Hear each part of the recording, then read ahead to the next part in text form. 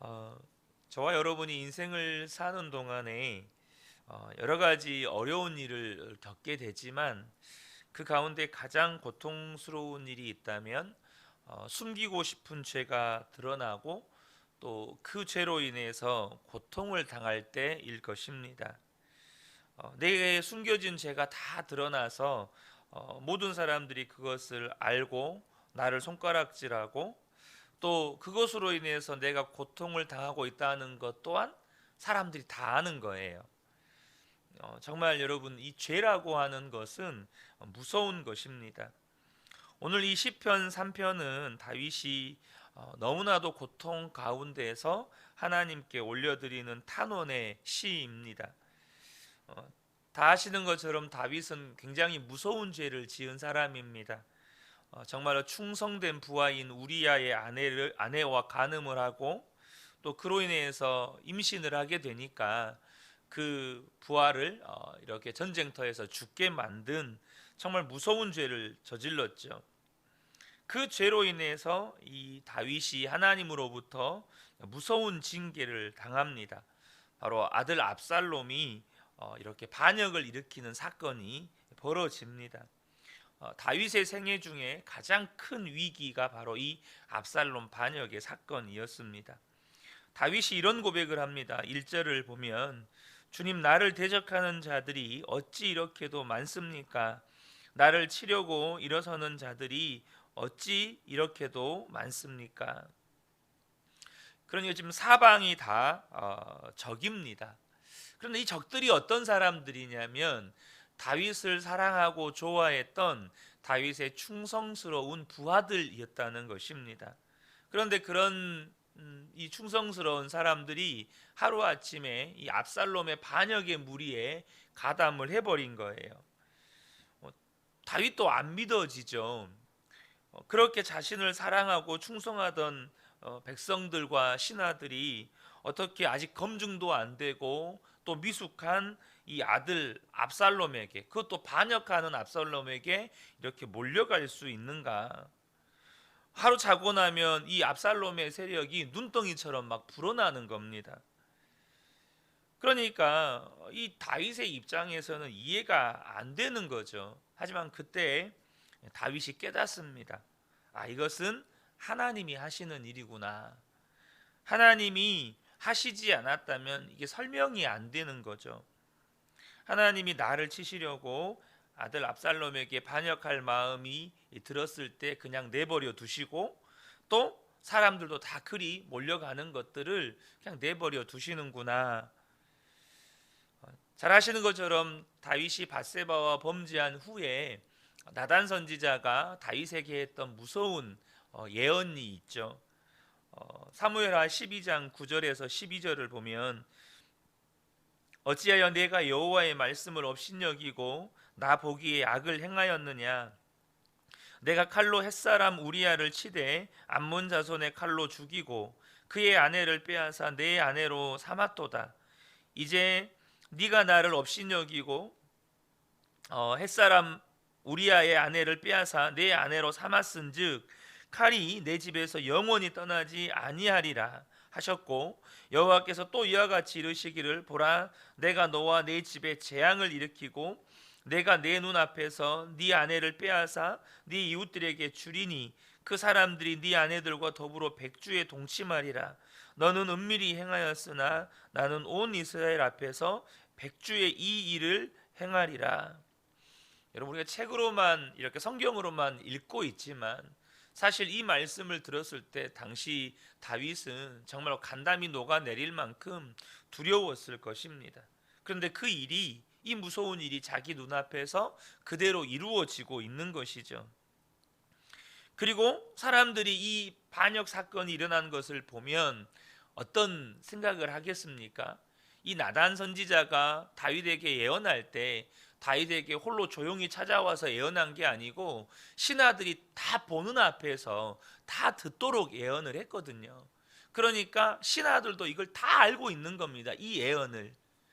이 압살롬의 반역이 일어났을 때 사람들은 생각하는 거죠. 신하들이 생각하는 겁니다. 아, 이제 다윗은 끝났구나. 그 하나님의 예언이 이제는 완전히 실현되는구나. 하나님이 다윗을 완전히 버리셨구나. 그러니까 이 신하들의 마음이 급격하게 압살롬에게로 기울어 버리는 것입니다. 이미 하나님이 버린 다윗에게 누가 붙어 있겠어요? 가까운 측근 몇을 제외하고는 다 압살롬에게 붙어버리는 거죠. 2절을 보면 나를 빗대어 하나님도 너를 돕지 않는다 하고 빈정대는 자들이 어찌 이렇게도 많습니까? 그런 상황 가운데에서 다윗의 마음이 무너지게 하는 것은 사람들의 말입니다. 다윗 너는 끝났다. 하나님도 너를 버리셨다. 이 말이 다윗의 마음이 무너지게 하는 거죠. 우리가 인생을 살다 보면요, 억울한 일을 만날 때가 있습니다. 내가 하지도 않은 말을 했다 그러고 하지도 않은 일을 했다고 그러고, 이것이 막 사람들에게 소문나서 저놈 나쁜 놈이다, 어떻게 그렇게 말할 수 있냐, 어떻게 그런 일을 할 수 있냐, 하지도 않은 일도 하지도 않은 말도 이렇게 막 소문으로 누군가가 나를 모함하기 위해서 이렇게 한 거죠. 그래서 그때 당시에 우리가 정말 죽을 만큼 힘들다 이런 표현을 쓰기도 하지 않습니까? 그런데요, 여러분, 지나고 나면 억울한 일은 그나마 괜찮은 겁니다. 소위 말해서 억울하니까 괜찮은 거예요. 무슨 말이냐면 나는 잘못한 것이 없다는 말이잖아요. 그래서 적어도 하나님은 아시고 그 모든 일의 진실이 하나님과 사람들 앞에서 완전히 드러나게 될 날이 옵니다. 여러분, 그잖아요. 우리가 어떤 억울한 일을 당했다면 하나님은 알고 계시고, 그리고 반드시 그것을 하나님 앞에서 또 사람들 앞에서 우리가 하나님 앞에 서는 날에 다 드러나요. 그러니까 억울한 일 당하는 것은 차라리 잘된 거예요. 나를 넘어뜨리려고 하는 자가 나중에 그의 거짓이 다 드러날 거니까. 그런데 진짜 괴로운 건 내가 어떤 잘못을 저질렀고 그 잘못한 것이 다 드러났을 때, 그리고 그로 인해서 내가 어려운 일을 당했는데 사람들도 나에게 저놈이 그때 그런 짓을 하더니 저 꼴이 됐다 이렇게 다 말하는 거예요. 그러니까 나도 그 사람도 내가 뭔 죄를 저질렀고 그 죄 때문에 삶에 이런 일이 일어났다는 걸 다 아는 거예요. 그러니까 사람들마다 막 이제는 없는 이야기를 하는 게 아니고 있는 일 그대로를 수군수군 대는 거예요. 그러니까 꿈도 없고 희망도 없고 그걸 아니까 사람들도 다 떠나가는 거죠. 더 이상 다윗에게는 소망 없어. 그런데 우리가 오늘 본문을 보면 다윗이 놀라운 고백을 합니다. 자, 3절을 보겠습니다. 그러나 주님은 나를 에워싸주는 방패, 나의 영광, 나의 머리를 들게 하시는 분이시니 라는 고백을 합니다. 지금 다윗은 하나님께 소위 말해서 매를 맞고 있는 겁니다. 우리야를 죽이고 밧세바를 간음했던 일로 인해서 하나님이 다윗을 치고 계시는 거예요.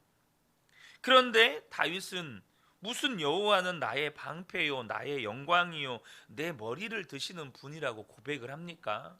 매 맞고 있는데, 여러분, 자식이 잘못해서 아버지한테 회초리 맞고 있는데 아버지는 나의 방패, 아버지는 나의 영광, 아버지는 나의 머리를 드시는 분이십니다. 여러분, 이게 말이 됩니까? 막 아버지를 칭찬해요. 아버지한테 매 맞고 있는데.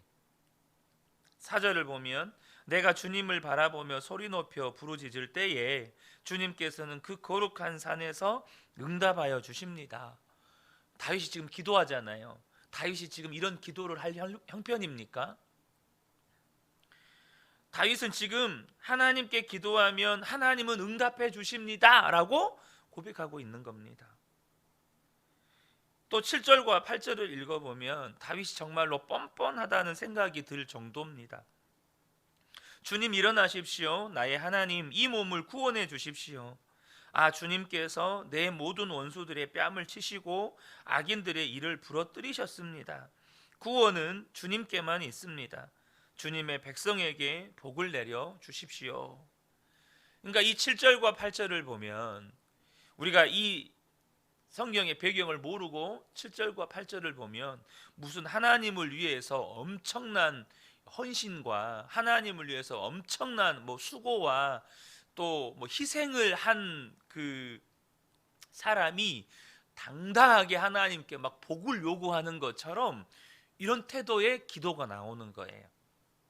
마치 자기 죄는 하나도 모르는 사람처럼 그렇게 뻔뻔하게 하나님은 나의 구원이시고 방패시고 내 기도를 들으시는 하나님이시고 하나님은 주의 백성에게 복을 주십니다라고 고백하는 다윗을 보면 사실 굉장히 좀 당황스러운 겁니다. 우리가 어떤 기사나 뉴스에서 어떤 범죄자가 죄를 저질렀어요. 막 우리가 최근에도 정말 그 모녀 살인 사건이라든 이런 사건들을 보면서 이제 카메라 앞에서 이렇게 막 기자들이 묻잖아요. 그럼 기자들이 물을 때 죄책감 안 느끼십니까? 막 이런 물을 때 미안합니다. 막 이렇게 전혀 죄책감을 느끼지 않는다는 표정과 말투로 말은 미안합니다. 이렇게만 해도 여러분 어떻습니까? 그 자리에 계란이 있으면 던지고 싶고 돌이 있으면 막 던지고 싶잖아요. 근데 다윗은 그 정도가 아니고 하나님께 하나님은 복을 주시는 분이십니다라고 고백을 합니다. 여러분 저는 이런 고백 못할 것 같습니다. 여러분 어떠세요? 여러분이 죄 짓고 그 죄로 인해서 엄청난 징계를 당하고 있고 그런 처지에 있다는 것을 사람들이 다 알고 있는데 하나님은 나의 영광, 하나님은 나의 머리를 드시는 분, 하나님은 내 기도에 응답하시는 분, 하나님은 내게 복을 주시는 분이십니다 라고 고백하실 수 있으시겠습니까?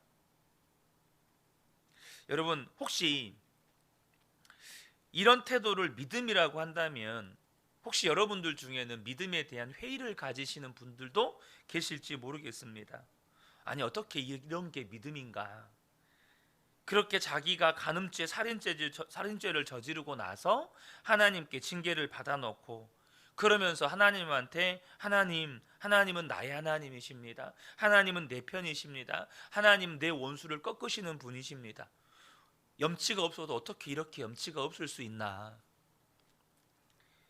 이렇게 말하는 것이 믿음이 좋은 것이다? 혹시 이런 말을 듣는다면 반발심이 드시는 분도 계실 수 있습니다. 아니 이게 용서고 이게 하나님의 사랑이라면 하나님은 지금 잘못하시는 겁니다. 아니 어떻게 이렇게 쉽게 다윗을 회복시켜 주시고 건져 주실 수 있습니까? 하나님은 잘못하시는 거예요. 이런 마음을 가지시는 분들도 계실 수 있습니다. 실제로 청년 사역을 하신 어떤 목사님이 성추행을 자백하고 목사직을 사임한 일이 있었습니다. 그런데 그렇게 회개하고 자백했으니까 목사직을 다시 수행할 수 있도록 용서해야 되지 않겠느냐라는 의견과 말도 안 된다. 어떻게 그런 잘못을 저질렀는데 잘못했다고 말만 했다고 해서 다시 사역을 할 수 있게 해줄 수 있냐? 이게 기독교의 용서냐? 심지어 기독교 TV에서도 이렇게 논쟁이 됐었던 적도 있었습니다. 여러분 이 다윗의 고백을 들으시고 어떤 느낌이 드십니까?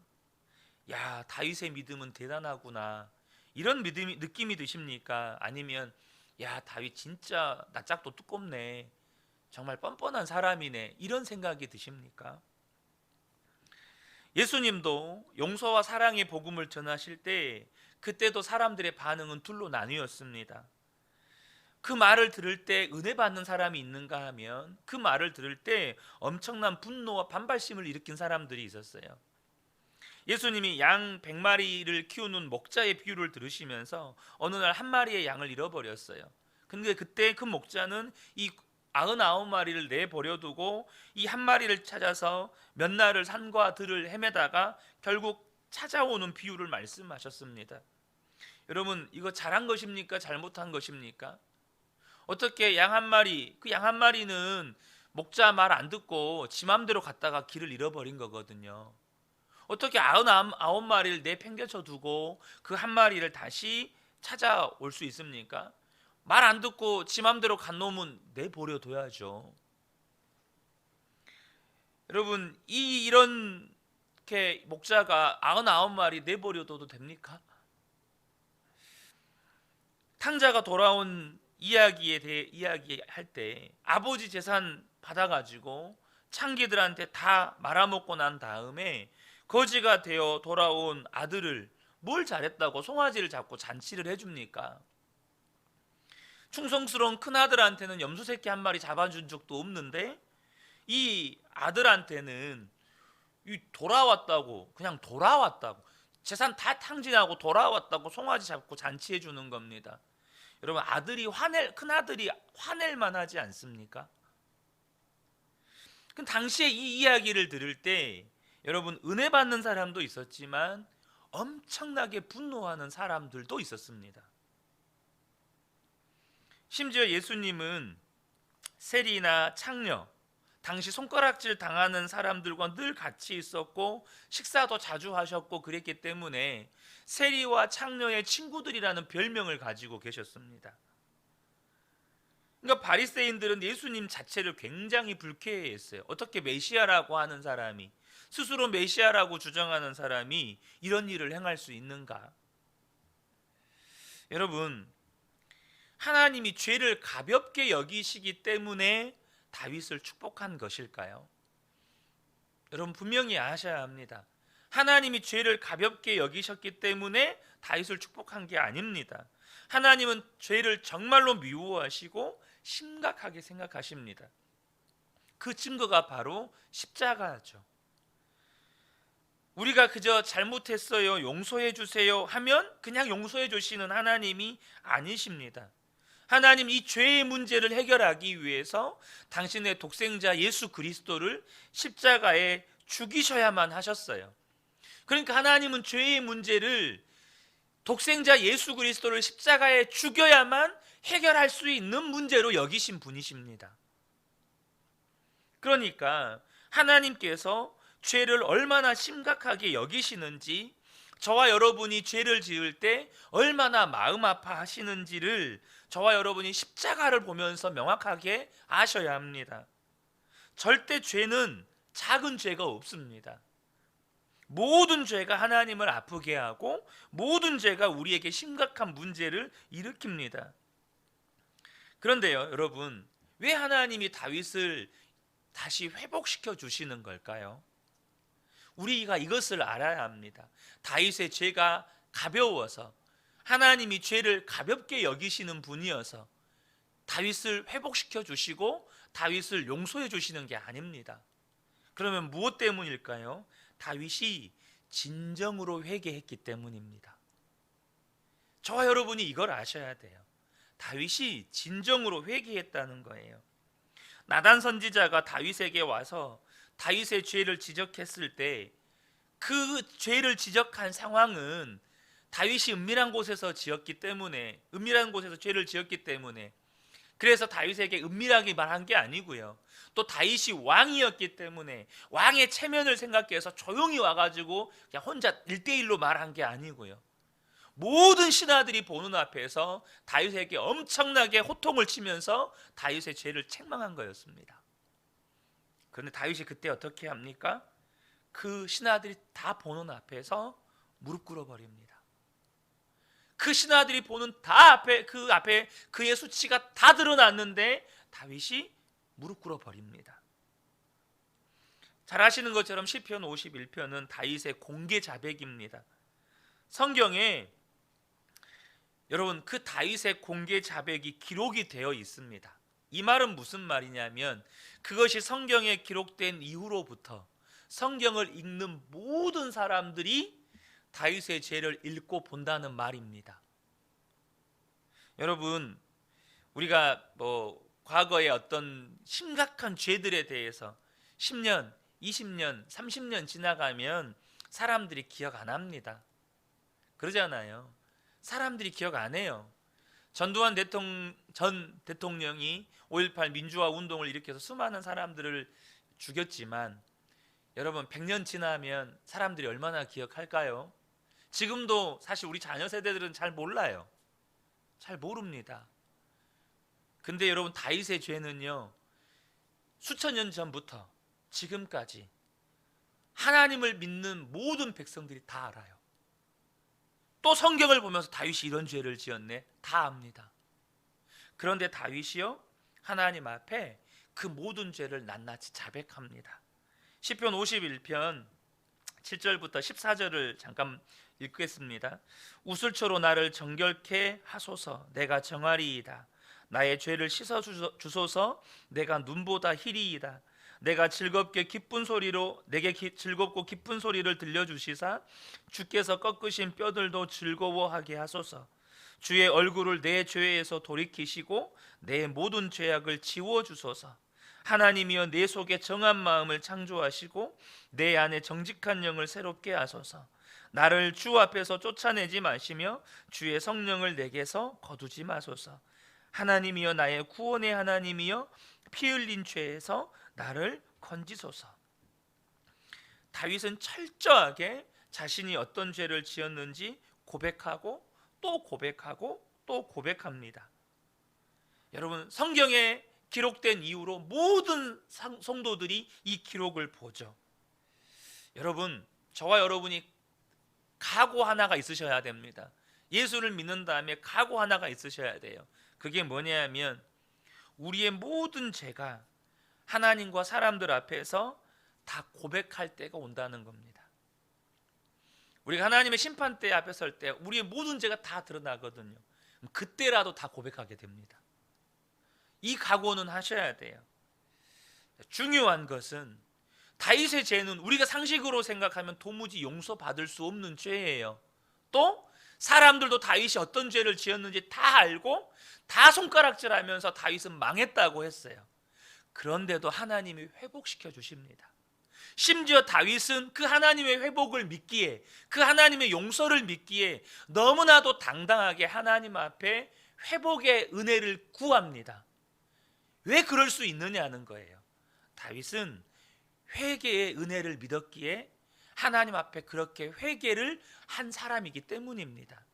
여러분, 하나님께 그 죄가 덮임받고 사함받은 자가 은혜 받은 자입니다. 저와 여러분이 이 은혜를 받으셨다는 것을 꼭 기억하셨으면 좋겠습니다. 그렇기 때문에 저와 여러분 또한 우리가 어떤 죄로 말미암아서 넘어질 때가 있고, 그 죄로 인해서 어떤 징계를 받을 때도 있습니다. 사람들이 다 알고 손가락질할 때도 있습니다.